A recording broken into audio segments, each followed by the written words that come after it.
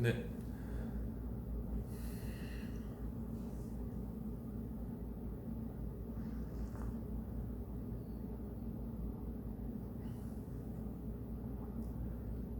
네, 제 35문부터 다시 시작하도록 하겠습니다. 제 35문 그가 성령으로 잉태되어 동정녀 마리아에게서 태어났다고 하는 것은 무엇을 뜻합니까? 참되고 영원하신 하나님으로 계시는 영원한 하나님의 아들이 동정녀 마리아의 살과 피로부터 참 인간의 본성을 성령의 작용을 통하여 받아 참된 다윗의 자손이 되셔서 그 형제들과 동일하게 되셨을 때 죄는 없으십니다.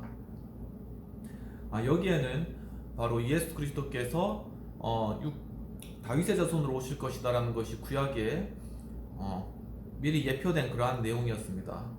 바로 다윗의 그러한 자손에서 바로 이스라엘을 다스릴 그러한 호를 가진 자가 날 것이다. 이것이 구약에 있는 그러한 혈통적이고 육적인 그러한 계통에 따른 예수 그리스도의 나심에 대한 그러한 예언이 되겠습니다. 그리고 또 한편으로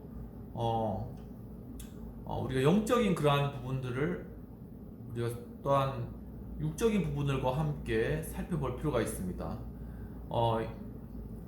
우리가 구약 성경에 보면은 바로 장자의 그러한 명분과 관련되어서는 바로 유다에게서 바로 이렇게 다윗이 나왔고 유다에게서 그런 홀이 있지만 홀이라는 걸 이렇게 왕이 쥐는 거죠. 그러한 왕권이 있지만은 또한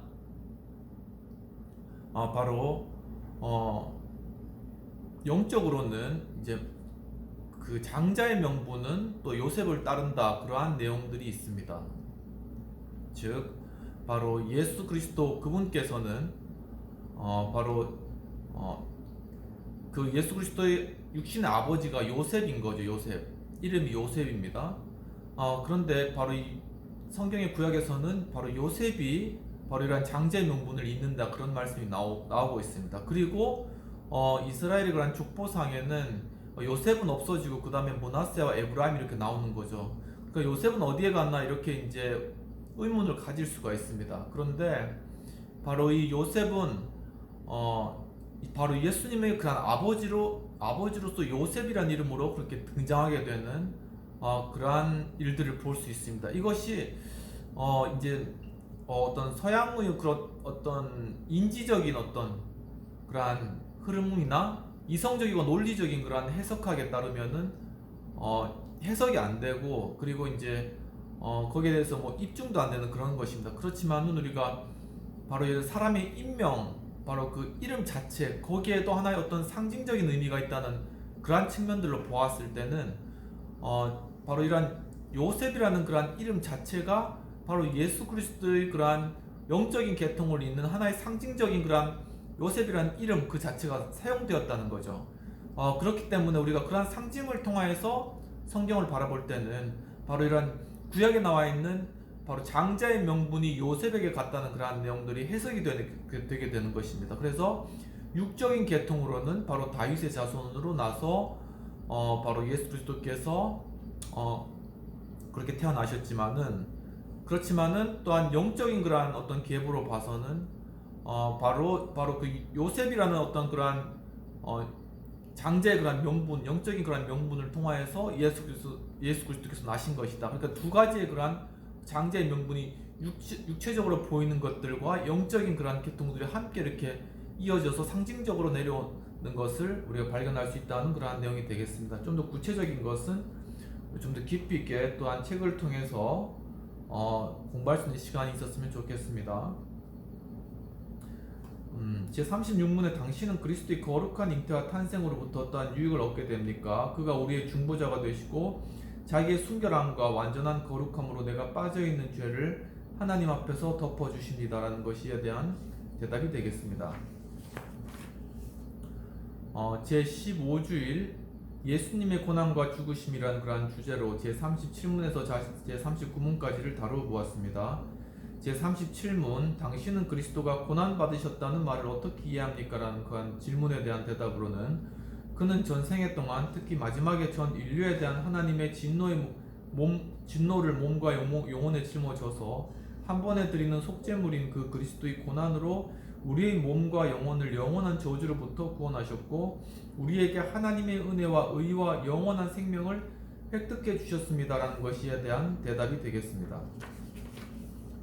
제38문은 그는 심판자 본디오 빌라도 아래서 왜 고난을 받으셨습니까? 라는 질문에 대한 대답으로는 그가 죄 없이 세상의 심판자 아래서 저주받게 된 것은 우리 위에 선고되어야 했던 엄격한 하나님의 심판으로부터 우리를 구원하기 위해서 고난받으셔야 된다는 그러한 대답이 되겠습니다. 제39문 예수가 십자가에서 죽으신 것은 그가 다른 죽음으로 죽으신 것보다 더 값진 것입니까? 라는 질문에 대한 대답으로는 그렇습니다. 그것을 통하여 나는 그의 십자가의 죽으심이 하나님으로부터 저주받은 것이기에 내 위에 놓였던 저주를 그가 짊어지셨다는 것을 확신합니다. 라는 것에 대한 대답이 되겠습니다.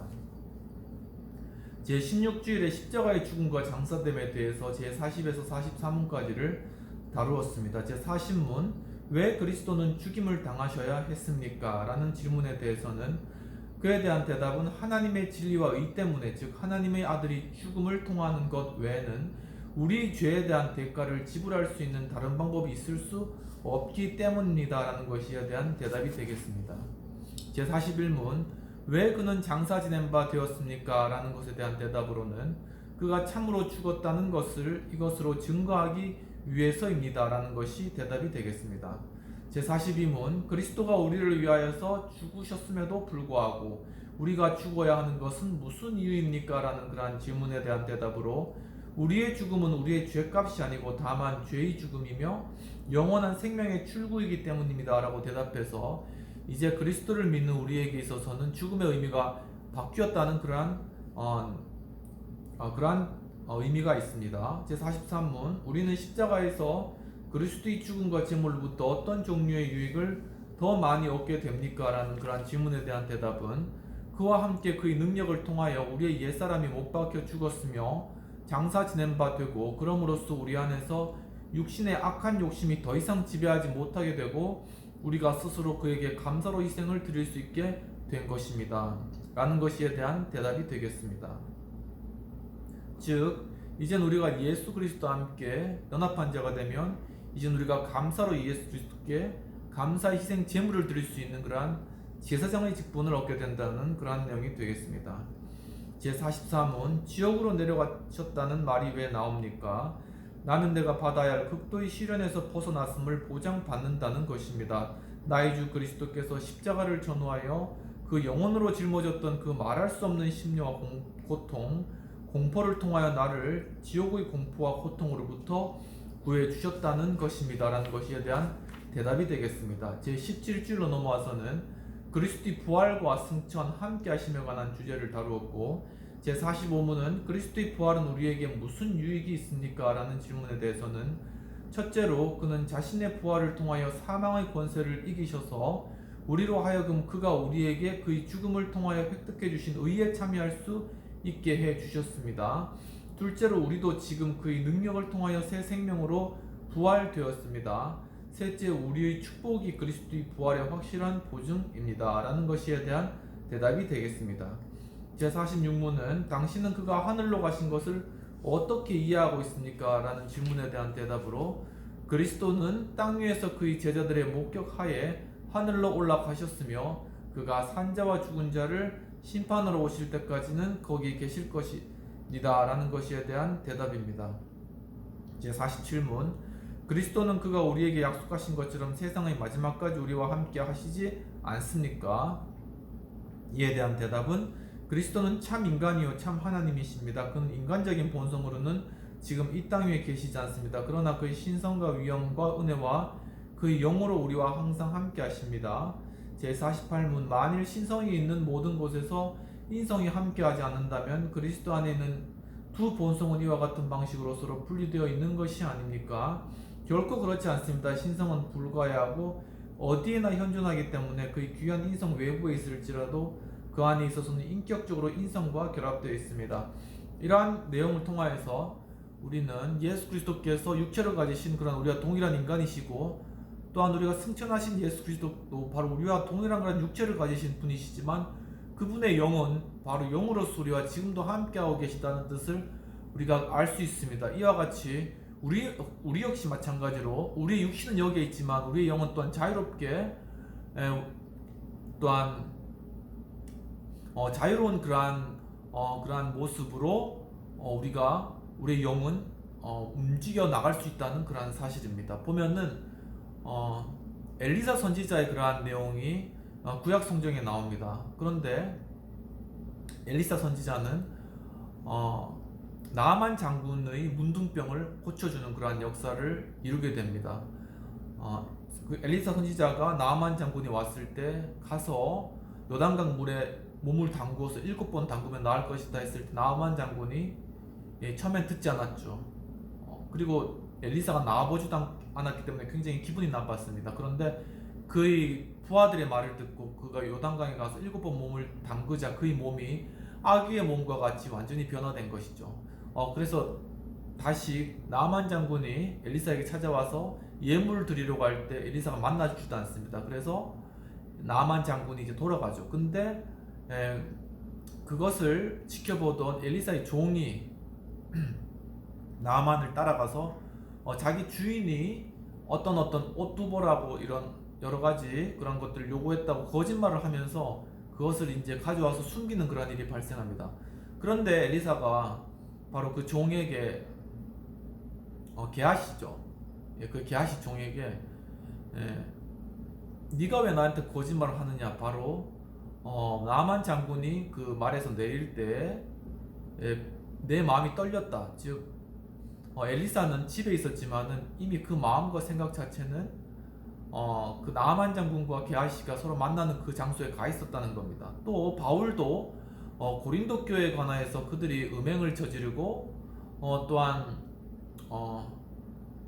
잘못을 범했죠. 범죄를 했죠. 그때도 바울은 고린도 교회 자기는 지금 그들과 함께 있진 않아 이미 바울의 영은 그들을 판단했다고 이야기하고 있습니다. 즉 우리의 육신은 바로 이렇게 장소적이나 한정적인 어떤 공간에 있을지라도 우리 정신과 영혼은 우리가 자유롭게 움직일 수 있다는 그런 사실을 우리가 이런 것들을 통해서 유추해서 우리가 알 수 있는 것입니다.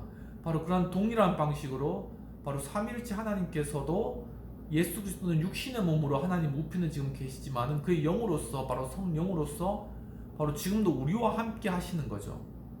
그렇기 때문에 바로 동일한 하나님이 또한 우리와 함께 계신 성령님으로 우리와 함께 계신 것이고, 즉 하나님께서 또한 우리와 함께 하시는 것이고, 그렇기 때문에 예수님께서 마지막에 내가 세상 끝날까지 너희와 함께 있게 하겠다라는 그런 말씀이 성취되는 그러한 의미가 있는 것입니다. 그 제18주일에는 그리스도의 승천과 하나님의 우편이라는 주제로 공부를 하였습니다. 제49문 그리스도의 승천은 우리에게 무슨 유익이 됩니까? 라는 질문이었고, 이에 대한 대답은 첫째로 그는 하늘에서 그의 아버지 앞에서 우리의 대변자가 되십니다.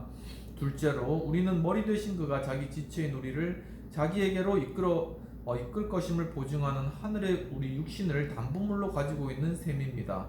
셋째로 그는 우리에게 그의 성령을 대리 보증으로 보내사 그 능력으로 우리로 땅에 속한 것이 아닌 그리스도가 계신 위의 것을 찾게 하십니다. 여기서 그리스도는 하나님 우편에 앉아 계십니다 라는 것에 대한 대답이 되겠습니다. 제50문 왜 그리스도가 하나님 우편에 앉아 계시다는 것이 첨부됩니까? 라는 것에 대한 대답으로는 이는 그리스도께서 하늘에서 그의 교회의 머리로 나타나기 위해 하늘로 올라가셨기 때문이려니와 하나님 아버지는 이 머리를 통하여 모든 것을 주재하십니다 라는 것에 대한 대답이 되겠습니다. 그리고 제19주일에 그리스도의 영광과 재림 제51에서 제52문까지 다시 오실 예수 그리스도에 대하여서 우리가 공부를 하였는데, 제51문은 우리의 머리 되신 그리스도의 영광은 우리에게 무슨 유익이 됩니까? 라는 그러한 질문에 대해서 첫째로 그의 성령을 통하여 그의 지체인 우리 안에 하늘의 은사를 부어주셨습니다. 둘째로 그가 그의 능력으로 우리를 모든 적에게서 보호하시고 보존하십니다 라는 것이 이에 대한 대답이 되겠습니다. 제52문 죽은 자와 산 자를 심판하기 위하여 그리스도의 다시 오심은 당신에게 무슨 위로가 됩니까?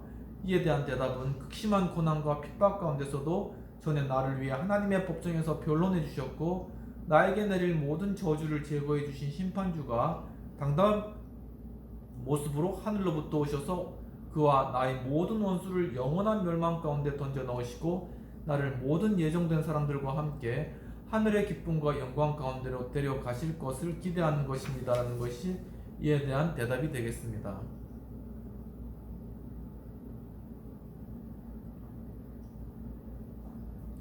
네, 제20주일에는 성령 하나님에 관해서 제53문에서 다루었습니다. 이제 성부, 성자, 그 다음에 성령을 다루는 것이죠.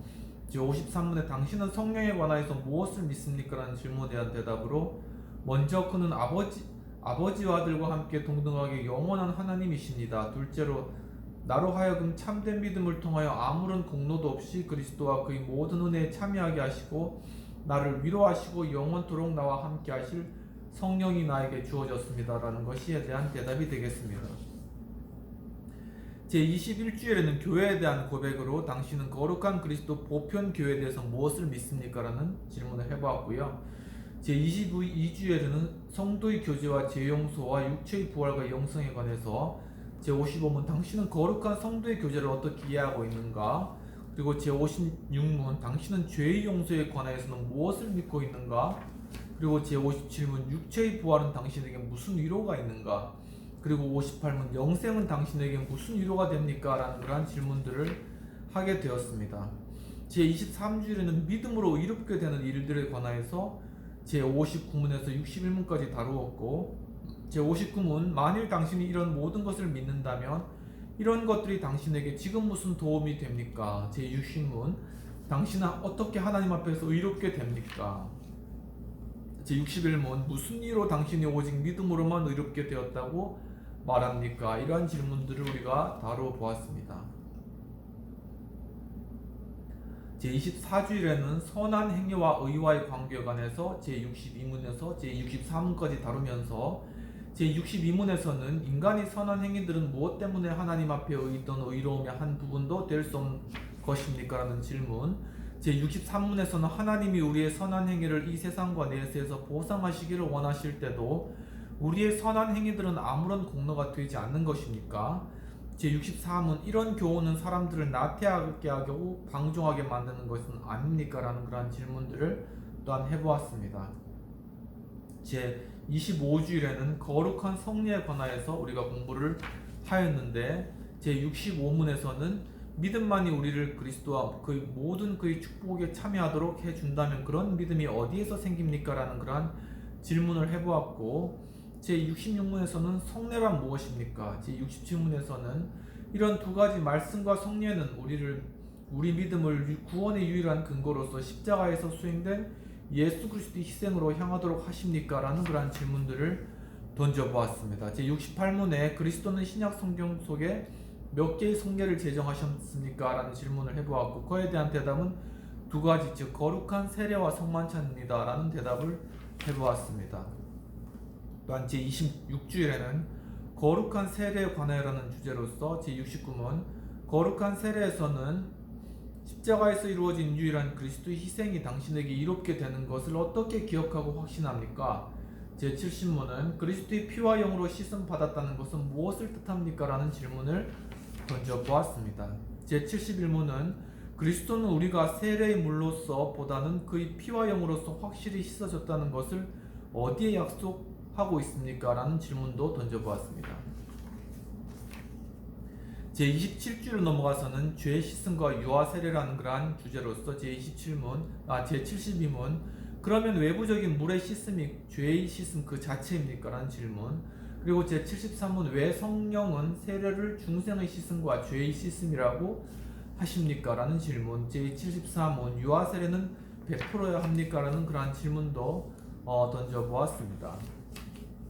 제28주로 넘어와서는 주님의 만찬에 관하여서 제75문에서 77문까지 다루면서 제75문 당신은 주님의 만찬에서 십자가에 달리신 그리스도의 유일한 희생과 그리스도의 이와 같은 모든 은사들에 참여하여 그리스도와 하나됨을 어떻게 기억하고 확신합니까? 라는 질문을 던져보았고 제76문에서는 그리스도의 십자가에 못 박히신 몸을 먹고 그의 흘리신 피를 마신다는 것은 무엇을 뜻합니까? 라는 질문.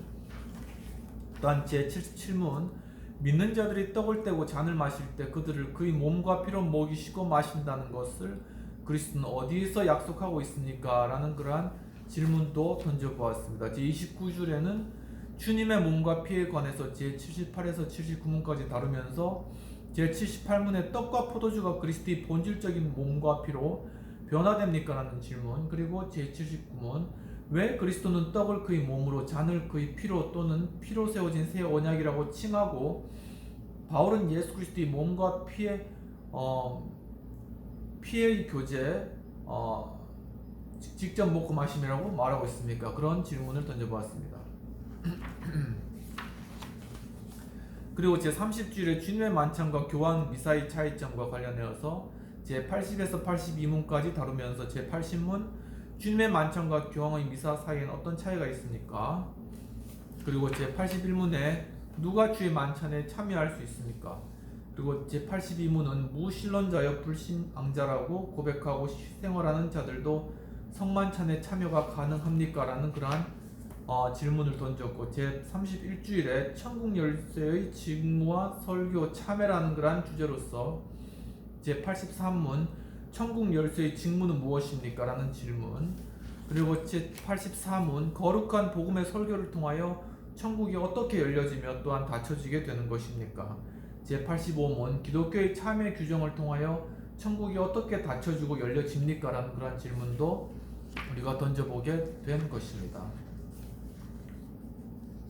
그래서 제2부까지 그러한 우리 구원의 길에 관한 내용을 다 다루었고 지난 주일에는 선행과 감사 생활이라는 그러한 주제로서 제86문과 87문에 관한 질문들을 다루어 보았습니다. 제86문에서는 우리가 공로 없이 그리스도를 통한 은혜로 말미암아 비참한 상태에서 구원된다면 왜 우리는 선한 일을 행해야 합니까? 라는 그러한 질문입니다. 여기에 대한 대답으로는 그리스도는 그의 피로 우리를 사주신 후에 역시 그의 성령을 통하여 우리가 전 마음으로 그의 선행에 대하여 하나님께 감사를 드리고 우리를 통하여 찬양되도록 그의 형상으로 우리를 새롭게 하시기 때문입니다. 또 우리 자신도 신앙의 열매로서 우리의 믿음이 확실해지도록 하는 것과 우리의 경건한 변화로서 우리의 이웃을 그리스도에게로 인도하고자 하는 것입니다. 라는 것에 대한 대답이 되겠습니다. 제87문 그러면 감사치 않고 회개치 않은 상태에 머물러 하나님께로 돌이키지 않는 자들은 구원을 얻을 수 없습니까? 라는 그러한 질문에 대해서 이에 대한 대답은 결코 없습니다. 왜냐하면 성경이 말하는 것처럼 음란한 자, 우상 숭배하는 자, 간음하는 자, 도적, 탐욕하는 자, 술 취하는 자, 신성 모독자, 강도 그리고 그와 같은 자들은 하나님 나라를 상속받지 못할 것이기 때문입니다. 라는 것이 이에 대한 대답이 되겠습니다. 그래서 제33주일 참회와 회심에 관한 그러한 오늘의 질문으로 돌아왔습니다. 제88문 하도록 하겠습니다. 진정한 참여와 인간의 회개는 몇 가지로 성립됩니까? 라는 것이 제88문의 질문이 되겠습니다. 그에 대한 대답은 옛사람의 죽음과 새사람의 부활 두 가지입니다. 라는 것에 대한 대답이 되겠습니다. 근거되는 구절을 읽어보도록 하겠습니다. 로마서 6장 4에서 6절 그러므로 우리가 그의 죽으심과 합하여 세례를 받음으로 그와 함께 장사되었나니 이는 아버지의 영광으로 말미암아 그리스도를 죽은 자 가운데서 살리심과 같이 우리로 또한 새 생명 가운데서 행하게 하려 함이라. 만일 우리가 그의 죽으심과 같은 모양으로 연합한 자가 되었으면 또한 그의 부활과 같은 모양으로 연합한 자도 되리라. 우리가 알거니와 우리의 옛사람이 예수와 함께 십자가에 못 박힌 것은 죄의 몸이 죽어서 다시는 우리가 죄에게 종노릇하지 아니하려 함이니. 에베소서 4장 22에서 24절입니다. 너희는 유혹의 욕심을 따라 썩어져가는 구습을 따르는 옛사람을 벗어버리고 오직 너희의 심령이 새롭게 되어 하나님을 따라 의와 진리의 거룩함으로 지으심을 받은 새 사람을 입으라. 골로새서 3장 5에서 10절입니다. 그러므로 땅에 있는 지체를 죽이라. 곧 음란과 부정과 사욕과 악한 정욕과 탐심이니 탐심은 우상 숭배니라. 이것들로 말미암아 하나님의 진노가 임하느니라. 너희도 전에 그 가운데 살 때에는 그 가운데 행하였으나 이제는 너희가 이 모든 것을 벗어버리라. 곧 분함과 노여움과 악의와 비방과 너희 입에 부끄러운 말이라. 너희가 서로 거짓말을 하지 말라. 옛사람과 그 행위를 벗어버리고 새 사람을 입었으니 이는 자기를 창조하신 이 형상을 따라 지시기까지 새롭게 하심을 입은 자니라 하는 것이 제88문에 대한 근거되는 구절이 되겠습니다. 제33주일에 관한 그런 내용을 다른 번역으로 한번 보도록 하겠습니다. 제88문